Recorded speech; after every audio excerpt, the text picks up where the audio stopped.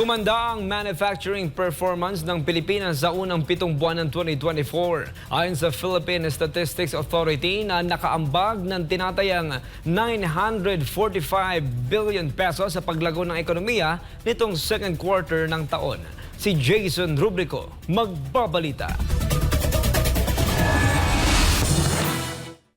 Lumago ang pag-manufacture ng mga produkto ng isang food company sa Pilipinas sa unang 7 buwan ng 2024. Anila, dahil yan sa pagtaas ng demand ng kanilang mga customers, lalo na sa papalapit na holiday season.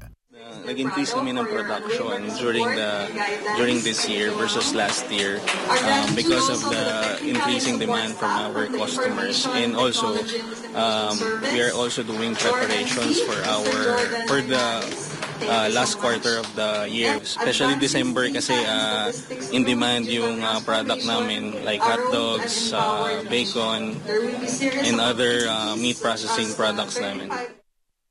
Tumaas din ang produksyon ng mga automatic motorcycle mula Enero hanggang Hulyo sa kasalukuyang taon. Ayon sa isang motorcycle company, dumadami na rin kasi ang pinipiling gumamit ng motor sa panahon ngayon.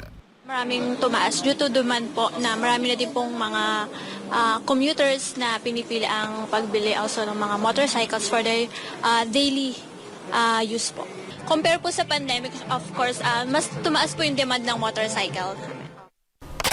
Ayon sa Philippine Statistics Authority, gumanda ang manufacturing performance ng Pilipinas sa unang 7 buwan ng 2024. Batay sa resulta ng Monthly Integrated Survey of Selected Industries ng PSA, lumago ang Volume of Production Index o dami ng ginawang produkto sa 99.7% mula Enero hanggang Hulyo ng 2024, 2.1% na mas mataas ito kumpara sa mga kaparehong buwan nakaraang taon.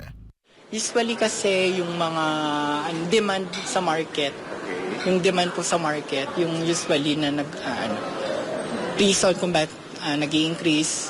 So maraming demand, so maraming napoproduce. Yung performance po ng manufacturing industries is continuously naman nag-i-increase for year-to-date natin na January to July 2024. Pag sinabi mong nag-i-increase, gumaganda po yung Pangunahing nag-ambag sa nasabing paglago ay ang produksyon ng produktong petrolyo na sinundan ng computer at electronic products at mga inumin. Dahil dyan, sumirit din ang kabuuang halaga ng produksyon sa Pilipinas sa 97.5% na 1.3% na mas mataas kumpara noong 2023.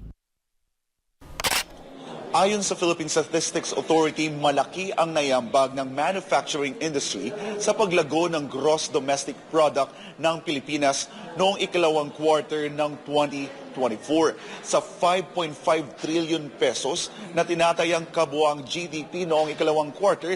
Nasa 17.1% ang kontribusyon ng manufacturing sector o katumbas ng 945 billion pesos. The second quarter of 2024, as you may know, the economy grew by 6.3%. So that's the GDP growth of the country in the second quarter of 2024. So substantial po yung contribution ng manufacturing to the economy. Para sa Diyos at sa Pilipinas kumahal, ako si Jason Rubrico, SMNI News.